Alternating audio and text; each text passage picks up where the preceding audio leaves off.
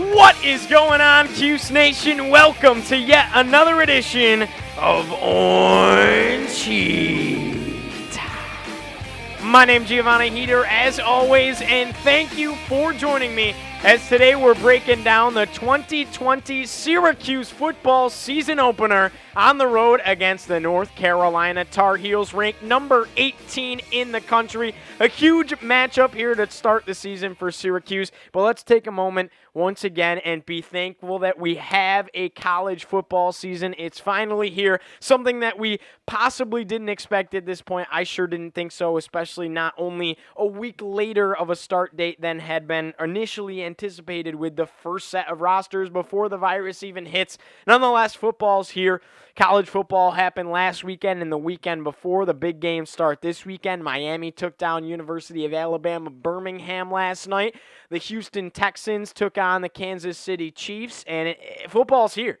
And the fans are excited across the country. I know I am. I know that you are. And let's dive into this preview and prediction. Syracuse going on the road, taking on number 18 ranked North Carolina. The Tar Heels, of course, a team that last season was pretty darn good. And this season they're looked at as that team to maybe contend with Clemson and Notre Dame in the Atlantic Coast Conference. Sam Howell, their starting quarterback, a guy that is on early Heisman lists right now. This team is legit. This team is experienced, and Mac Brown has himself a phenomenal squad going into the 2020 season as far as predictions go. This really reminds me of when Syracuse was at this position. Obviously a 10-win season, a Camping World Bowl victory, and the following year everyone said Syracuse is the team to contend with Clemson. Syracuse is going to have another great year.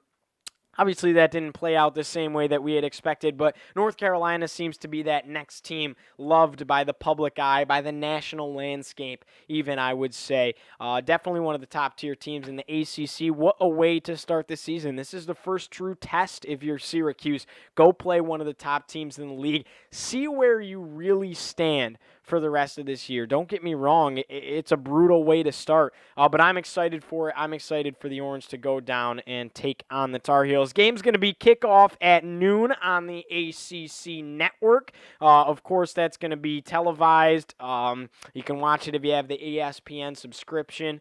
You can watch it mobilely as well. So definitely excited to see that. Syracuse, obviously coming into this, huge underdogs in the spread. 22.5-point underdogs at this point, Syracuse is, and right now it's actually up to 23 as I look at it live. It moved a little bit. Syracuse 23-point underdogs. That's a massive number. You know, even if you're betting on this game, I'd still, even if you think Syracuse is going to lose, you'd be smart to put money on Syracuse. That's a huge point spread right there, but it's happened before. North Carolina comes into this game as 87.1% chance to win, according to ESPN matchup predictors. Syracuse with a 12.9% chance to pull the upset. Looking at, just some numbers here. Syracuse definitely, not favored at all. Syracuse 5-7 overall last year, of course 2-6 in the ACC, and it's going to have its handful today. North Carolina, this offense, this is averaging 33.2 points a game last season. 474 yards per game offensively. These people, they can sling the football, they can run the football down your throat. Again, Mac Brown, one of the top 15 recruiting classes in the country. When's the last time the University of North Carolina has done that? This isn't basketball. This is football we're talking about.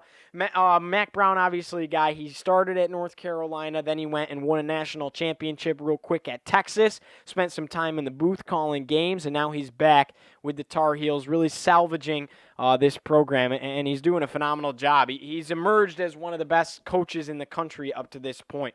As I said, North Carolina led by sophomore quarterback Sam Howell. This kid passed for 3,641 yards last year, 38 touchdowns as a freshman, and just 7 interceptions on the year. This kid, if you watch his tape, he can throw the deep ball. He's extremely accurate. He has a touch on the ball. A phenomenal quarterback, phenomenal football player. As I said, Heisman watch lists right now One of the best players in the country, and they said it on College Game Day that he very well could be. Dino Babers even said he could be the second best quarterback in the nation, just under Trevor Lawrence of Clemson. So this kid is deadly, and Syracuse is going to have its hands full, but I like this secondary's chances. Syracuse's secondary obviously led by All-American Andre Sisco. You have Trill Williams out there. I think Afatu Melifonwu is a phenomenal player that can hawk any ball out of the sky.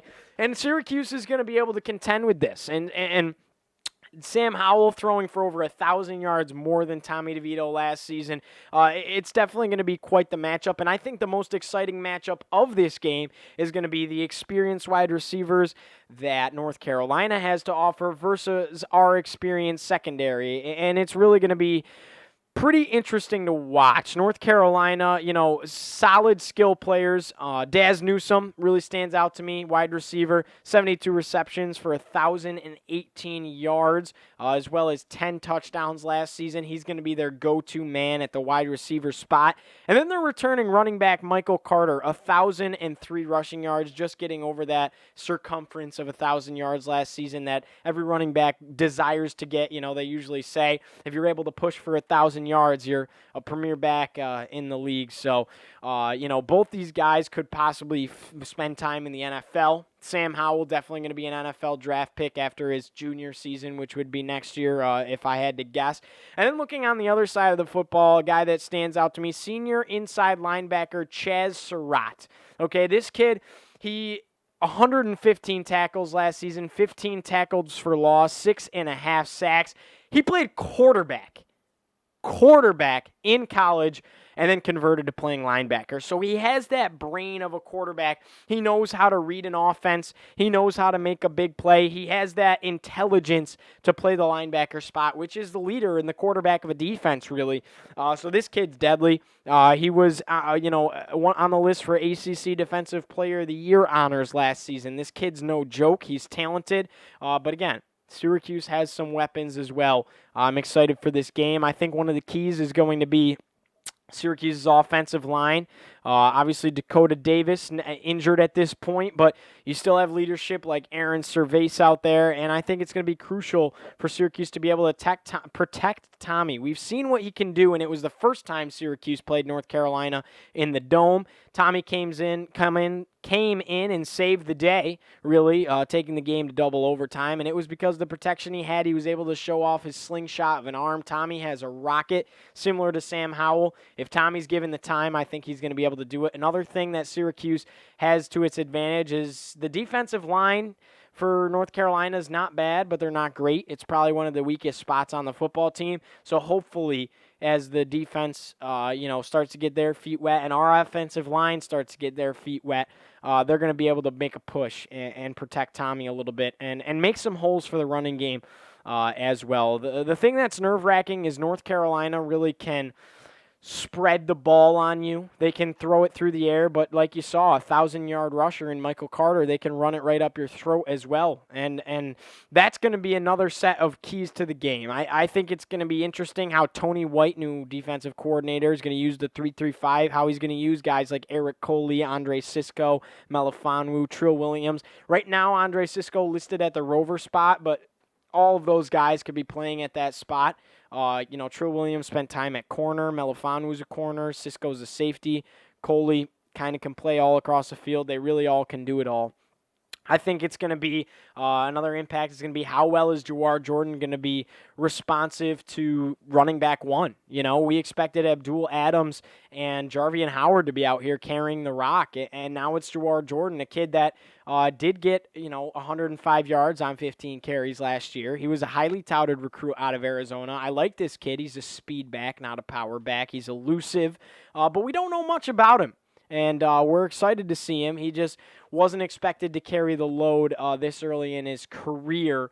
If you didn't watch, go take a look at the depth chart video for the full breakdown of that. That's my previous video. But definitely excited to see Jawar Jordan, and we're going to see how he's able to respond with that, along with Markenzie Pierre right behind him. And then another key to this is what is going to be the game plan for the tight ends. I think that you're going to see Obviously, Luke Benson's more of your receiving back, and Hackett's more of your blocking. Both of them are definitely deadly. I'm excited to see how Chris Elmore is going to be able to fill gaps on the offensive line. Chris Elmore, I think if you had to throw anybody in at any position that he's not used to playing, I'd pick Chris Elmore to do it. He's just one of the best players on this team. He's physical. He's flexible. He has the intangibles to really do it all. He's extremely, extremely talented at blocking. Guys would follow him through anything, and he's really keyed for making holes. So I think he's going to be able to do the same thing at the left guard spot. He's going to be able to make those holes for those running backs and protect Tommy a little bit as well. I cannot wait to see what he's able to do. Of course, Rhino, Chris Elmore. And then the other key is going to be, can the Syracuse linebackers stop the North Carolina rushing attack? North Carolina, yeah, they can pass it, but they're going to be hesitant somewhat. Syracuse has one of the best secondaries in the country. North Carolina is no shy to that. They know that. They're going to throw the ball, but they're also going to try and run it at you, whether it's going to be pitches to the outside, running back screens, runs up the middle. They're going to try and send a running attack out you so that they can open up the passing game. So we might have to send blitz packages, things like that. They're definitely going to try and get the running going, because if they can beat us through the air and on the ground, ball game over, right? So Syracuse, it's going to be crucial for linebacker sophomore Michael Jones to get those guys together and really stop the run. It's going to take a big defensive push up front too. Guys like McKinley Williams, Josh Black on the end. These guys, Curtis Harper, these guys really need to get it done and stop the run so that the secondary has an opportunity to stop the pass as well. If they can do that, I think that Syracuse isn't in bad shape. I think this is really going to end up being a defensive ball game, especially because it's early in the season. I think North Carolina by far and away has the better offense, and I think that Syracuse has the better defense. So that's a matchup I like. That's going to be the matchup all day. Can Tommy DeVito get enough points on the board to keep us in this thing is going to be the question. And I think the answer to that is yes. I think you're going to see a close ball game. I think you're crazy if you go North Carolina by 23. No way. I think that Syracuse not only keeps it close, I'm going to predict that they actually win this ball game. And they silence the crowd a little bit against North Carolina down in Chapel Hill. Like I said, a lot of buzz, national attention on UMC. Sam Howell for Heisman. I think Syracuse shuts that down week one, and I think it's going to come down to the fact that Syracuse hasn't had to stop operations much besides that player holding out on practice situation a little bit. North Carolina still hasn't gotten their feet under themselves. They shut down campus for a while. Syracuse has had a little bit more time to prepare. And Dino Babers, it seems like he likes what he has out of this football team. I think it's going to be a low-scoring affair. I think Syracuse wins it 17-14. The offenses both struggle to get rolling a little bit. It's a defensive ball game, especially for Syracuse. Andre Spit comes out and kicks a game-winning field goal. That's my prediction. Syracuse coming off with a win in the season opener down in Chapel Hill on the road, 17-14 against the North Carolina Tar Heels. Guys, thank you so much for watching. As always, go hit up the Twitter at GeoHeater, hit the Instagram at Giovanni Heater for all of your Syracuse athletics coverage here on Orange Heat. I appreciate you guys. I love you guys. I'm excited for football to be back. I know you are. I'm going to be heading over to my uncle's. We're going to crack some Shirley Temples, and we're going to watch some Syracuse football, and I can't believe I'm saying it. As always, enjoy the game, and let's go Orange, baby. Woo!